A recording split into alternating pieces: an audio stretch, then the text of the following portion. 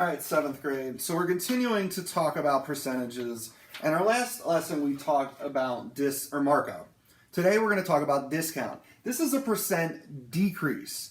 So when we did markup, that was a percent increase. That's when things increased. A discount, which you should know discount, you know the term discount.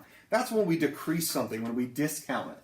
So discount is talking about percent decreases. So if you look at the notes, you can see on the top. So if you remember for markup, we made it a decimal and we added it to 1. For discount, you make it a decimal and subtract it from 1. That is the shortcut. So if something's 10% off, instead of finding 10% of the item and subtracting it from the item's price, you can find 100 minus 10 is 90, 90% of the item. And that's a shortcut to do it. So to give you an example, if we look at our first one, Diane is selling eggplant flavored ice cream for $4.45. Yum. Nobody is buying it. Shocker.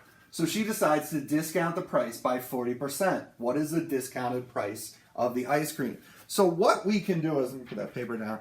What we can do is we can take that 40%. So similar to the markup, I take the 40%. I'm going to make it into a decimal. Remember, to make a percentage into a decimal, you move it 2 places to the left. So that'll be 0.4 or 0.40. It doesn't matter. And then what you do is you subtract that from 1. So I do 1 minus 0.4. Again, if you can't do that in your head, you can use a calculator, but hopefully you can know 1 minus 0.4 is 0.6. And that's the number I'm going to work with. So I'm going to take my amount, which was $4.45, and then I'm going to take my 0.6. And this is the same as markup. I have to decide, do I multiply or divide? I multiply if I'm doing the discount. I divide if the discount has already happened. So let's look at the problem. Nobody is buying it, so she decides to discount the price. So we're going to discount that $4.45. We're doing the discount, so that means we multiply. So I'm going to do that multiplication. I got my calculator here.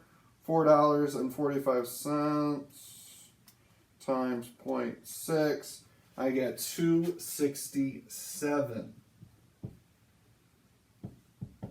So my answer is going to be $2.67.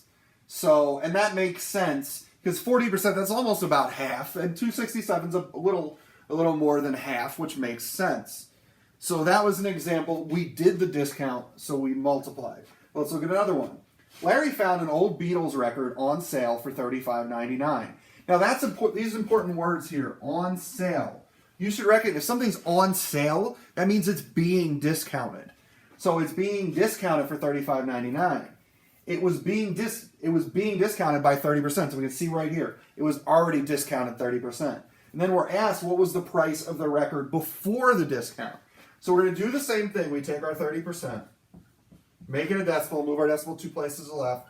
That's 0.3 or 0.30. It doesn't matter. I subtract it from 1, and I get 0.7.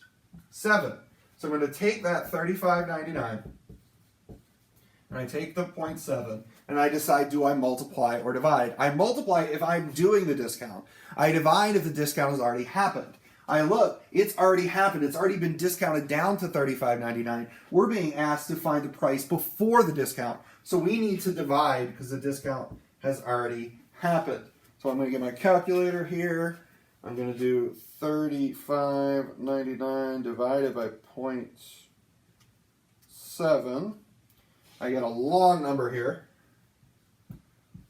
I get 51.414. I can stop there because I'm going to round to the nearest hundredth. So this is money. So I look, I'm rounding this digit. I look, the next is a 4. I don't round up. So my final answer is going to be $51.41.